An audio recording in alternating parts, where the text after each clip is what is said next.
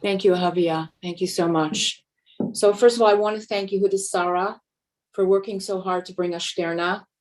So Shterna Ginsburg is a wife, mother, and grandmother. She has been an educator for over 2 decades. More recently, she authored the best-selling book, Your Awesome Self. Throughout the year, Shterna teaches many free classes on Torah and Hasidus, with an emphasis on how these concepts are tools for emotional wellness and thriving relationships. Her YouTube channel is called Energized Living. I will post after the class on our WhatsApp groups, I will post the information for her scheduled classes. So I'm very honored and privileged to and thankful to introduce you to Shterna. Thank you, Shterna. Thank you so much for coming on. I heard you're amazing. Okay, I'm stopping my video. Are you there?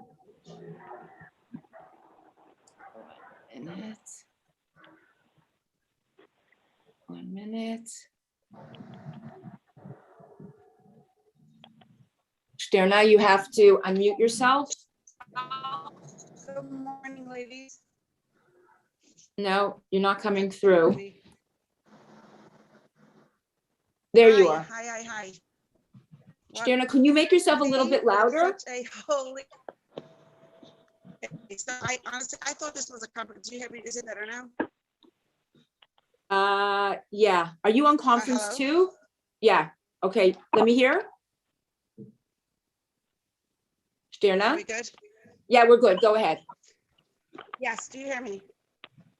Okay. Yes. Perfect. So Go first ahead. of all, I never started.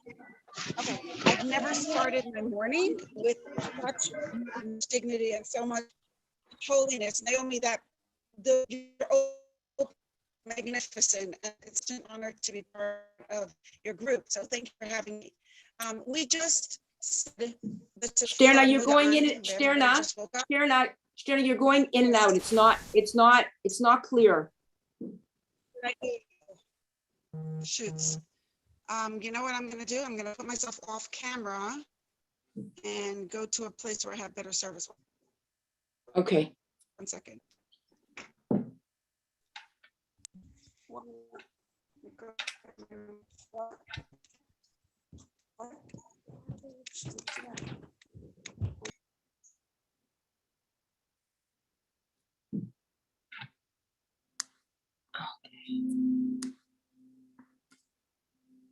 Okay. Thanks for your patience, everybody. Just have to wait here. Better? Yeah, perfect. That's perfect. Thanks, Shterna. Hello? Yeah, perfect. It's perfect. Okay. So right now, we just said Moda'ani, we said Elokai Neshama.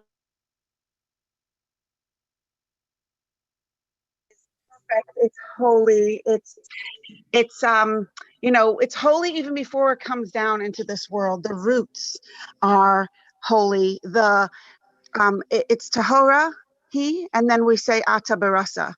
Tahora means it's pure. How could something have a description even before it's created, right? We say tahora, it's pure, and then we say ata barasa, you created it.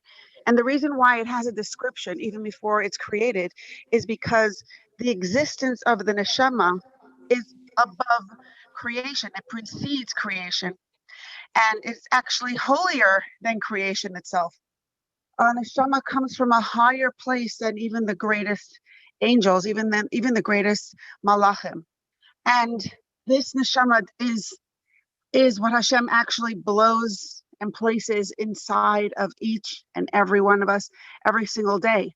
And then we say, Ata Meshamara Bekirbi, Hashem guards the neshama within us.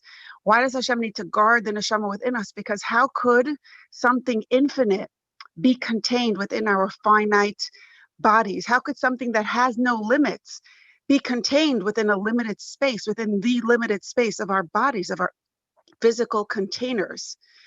How could it be contained in a container if it's uncontainable, right? A soul is so much higher than that.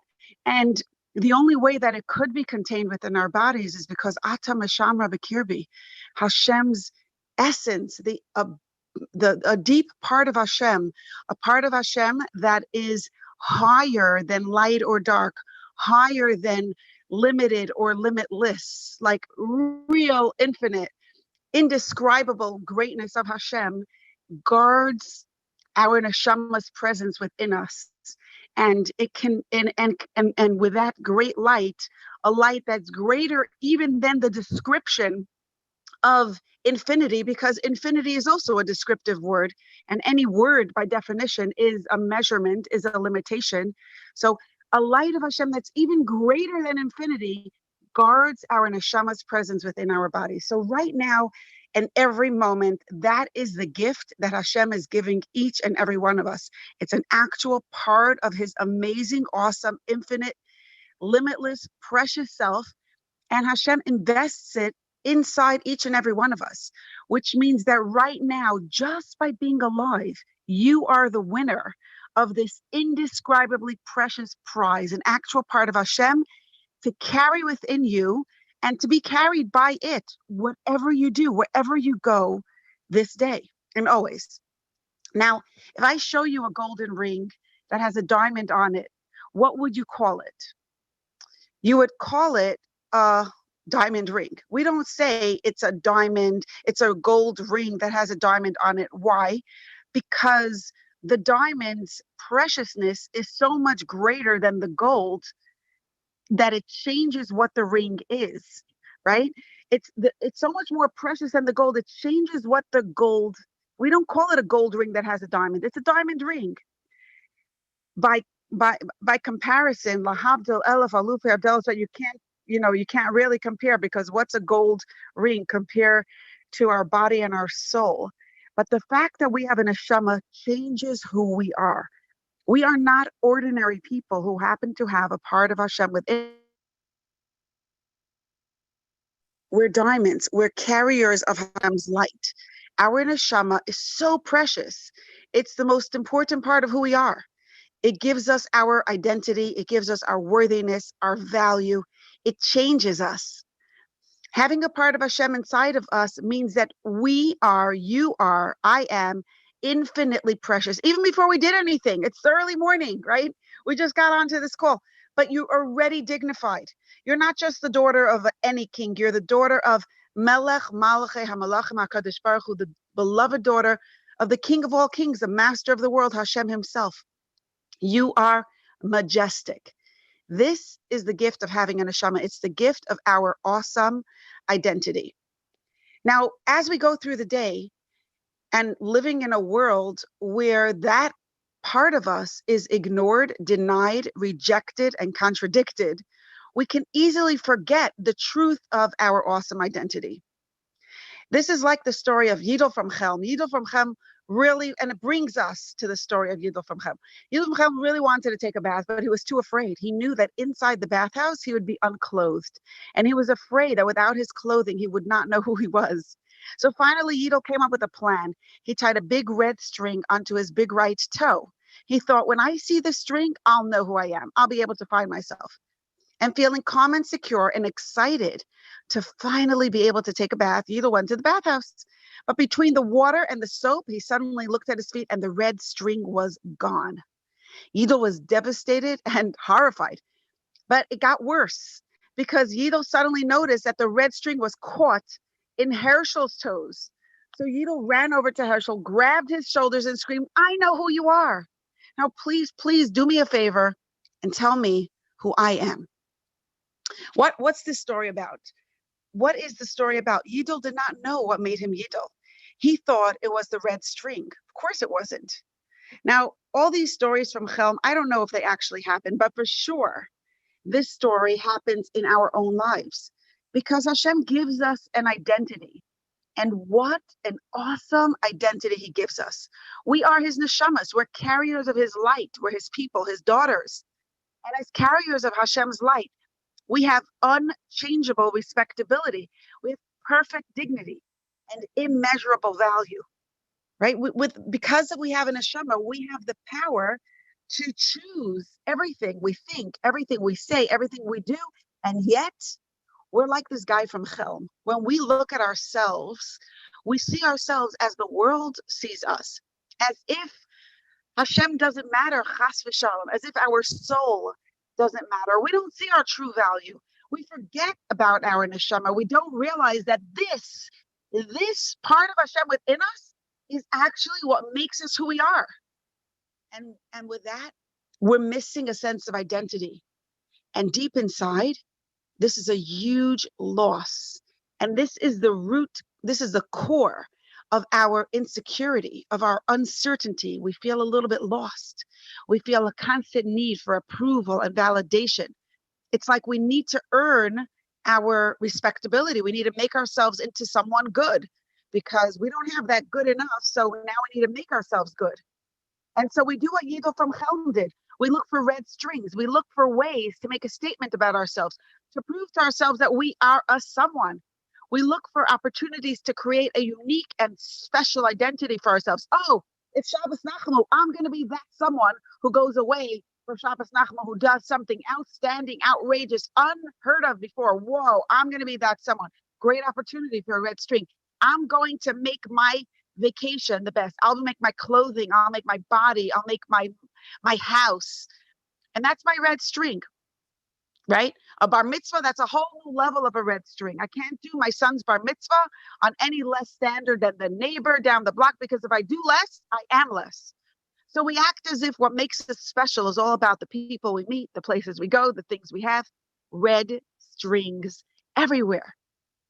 Just like we can't live without a heart, we can't live without our identity. So if we're not holding on to our real identity, we will be looking for it in every relationship we have, in everything we do. If we don't have a definition, we come to every situation ready to be defined, ready to be categorized. Oh, I'm the kind of person who does this kind of thing. And that's what makes me me. Our work, our simchas, our special moments, our clothing, our food, our accomplishments, everything becomes a red string. We think and we act as if this red string, this nothing, this external detail that we tied onto ourselves is who we are. And of course, my dear friends, this is just as ludicrous as the guy tying on red strings, but it's not just ludicrous. It's also tragic, because remember his agony? Remember the terrible fear, the weakness, the utter confusion and chaos when he lost that string, the horror of seeing it on someone else. I don't know about you, but I know what that feels like. And I think we all know what that feels like. But if any one of us had the opportunity to give advice to that guy from Chelm, to Yidel from Chelm, we'd say, "Mach sich nicht meshuga," right? Don't make yourself crazy. Nobody can take away who you are. You cannot lose who you are. It's part of you. And you don't need any red strings to find yourself. And you certainly cannot find yourself on other people. You can find yourself just by being who you already are, by looking within and noticing your identity, your truth, your neshama, your awesomeness, your chelek elakam imal, that part of Hashem within you. Unleash it, redeem it, let it shine. Recognize that it's true, hold it. And so today, this morning, let's start the day with a statement to ourselves, the statement that we would make to Yidel from Chelm. We are neshamas. We are Hashem's beloved daughters. We are respectable and valued. We have absolute dignity, unchangeable dignity. We are empowered to choose whatever we do. Nobody and nothing can take your identity away from you. It's yours, and it's yours forever. So you could say goodbye to all the labels that don't belong to you. You could stop trying to find a way to be special. You're already special. You could stop judging yourself and putting yourself down. Hashem himself is picking you up. We can let go of so much of our confusion, our chaos, and our insecurity, our disempowerment when we own the gift of our awesome identity. But saying it is not enough. Saying it is not enough. If we want to own it, if we want to change on a deep level, if we want to really say goodbye to those disempowering labels and the shame and the indignity, we need to do more, because every one of us encounters a world and challenges and situations that negate and contradict, or at the very least ignore, our awesomeness, the truth of our awesomeness. So how do we hold on to the truth of our neshama in a world that denies it and rejects it and tramples on it? How do we hold on to the truth of Hashem in a world that ignores Hashem? So really what you're doing here on this group is a beautiful part of that process, because you're making space in your calendar, in your hearts, in your minds, to remember that Hashem is true. And as you remember that Hashem is true, you also remember that your neshama is true. And when we take time every day to think about it and to talk about it, whatever we think about a lot expands and becomes more real to us. Whatever we do not think about shrinks and becomes personally less relevant. So what you're doing right now, talking about Hashem, talking to Hashem, starting off our day with that beautiful tefillah that Naomi read, that is just beautiful. And as you talk to Hashem, let's remember that a part of Hashem is within us, and Hashem truly loves us. And think about that value that you have inside of us, of yourself. And think, you know, um, and think about it beyond this call, beyond this Zoom teleconference. When we read about something a lot, when we think about something a lot, it doesn't just take up time. It takes room in our minds and hearts. It becomes more important, more valued. It matters to us. So take a few seconds every morning and think about your awesome identity. The words Maida Ani mean thank. We always say I thank, but it also means modeh, means I admit, I acknowledge. We wake up in the morning and we do not see Hashem. We do not see our neshama. So first we say modeh ani. I acknowledge that Hashem is real.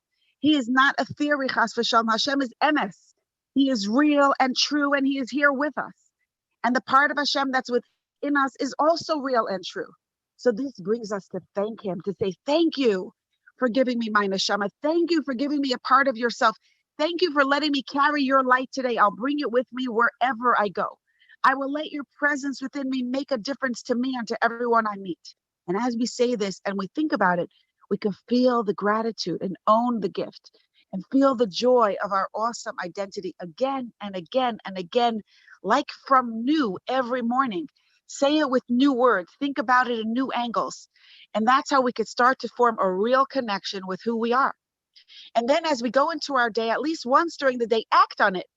Think, if I would really respect who I am, if I would respect the fact that I am a carrier of Hashem's light, what would I do differently? How would I speak? What would I say? What would I not say? What would I wear? What would I not wear? You know, I once told someone, you're amazing. And without joking and without any drama, she very casually said, that's right, I'm indeed amazing, and so are you. She was right. It used to be that when someone told me I'm wonderful, I would right away think about all the ways that I'm actually not wonderful. That's what popped up in my head. She would say, oh, you're so wonderful. And I would be like, yeah, really? You saw me with, did you see how I sent off my kids this morning? Did you see what my kitchen sink looks like? You'll know I'm not so wonderful. Now, I still know that I have many weaknesses and so much room to grow, but all of us, all of that is a list of what I want to do. It's not about who I am. And for you too, there's so many ways that each of us can grow. There's so many weaknesses that we need to strengthen, so many mistakes, so many holes in our cups that we need to fix. All of that is just a list of what we want to do. It's not about who we are.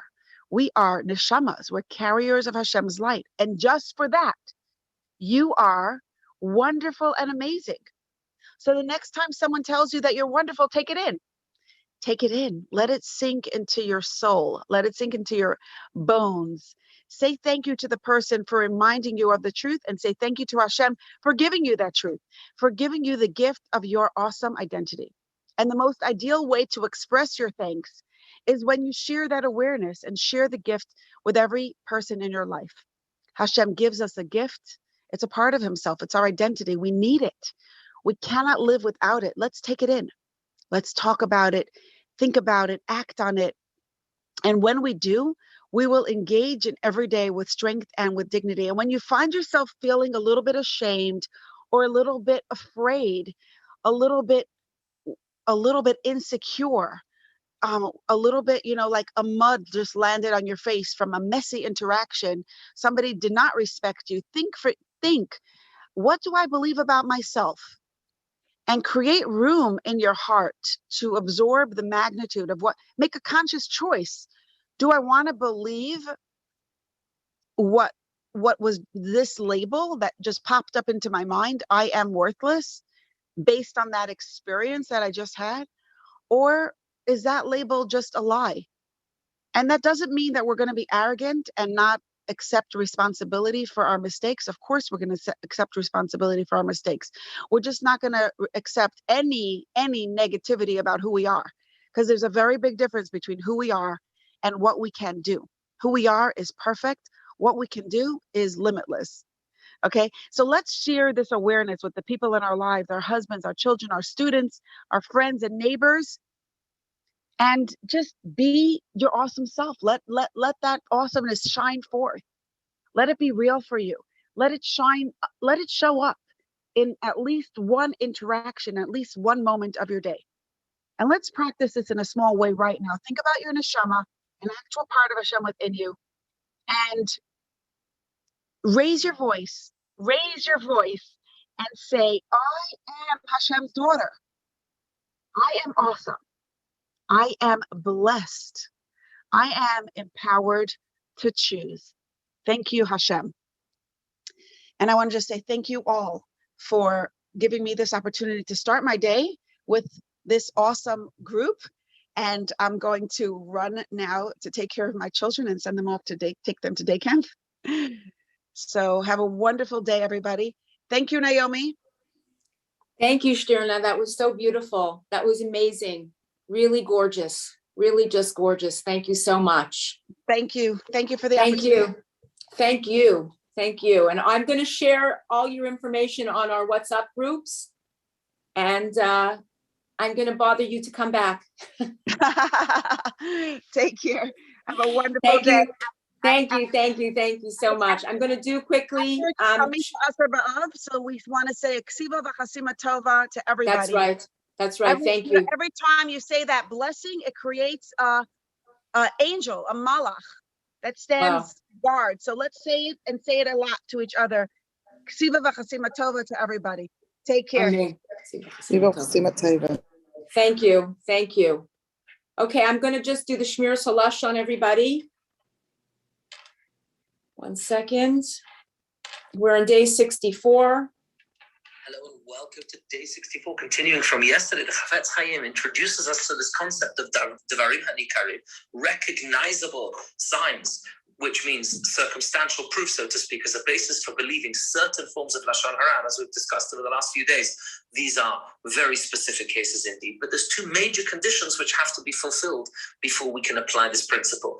Number one, the evidence has to be directly related to the Lashon Hara. It's got to be strong evidence, not superficial.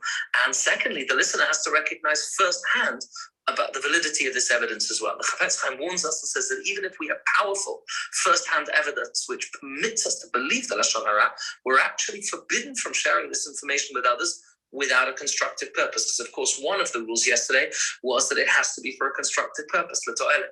And as we mentioned before, that the source of this rule comes from an interpretation that the Gemara gives of the story in the case where David accepted reports that Mephibosheth, who was the son of Shaul, was upset about David's returning to the throne after a rebellion had been quashed. And when David returned, Mephibosheth went to meet him, and he looked terribly unkempt. Now, his unkempt appearance gave the impression that he actually wasn't happy with King David's return. But nevertheless, David didn't rely on that until he personally heard something harsh out of the mouth of Mephibosheth, and only then did David accept as fact the report that he heard before and now believed it is true. And from here, says the Chafetz Chaim, we learn that only Devarim Hanikarim Mamash, he says, definite recognizable signs can be used as proof regarding Lashon Hara. Okay, everybody, thank you so much. I'm just gonna, 1 second, I didn't close it off.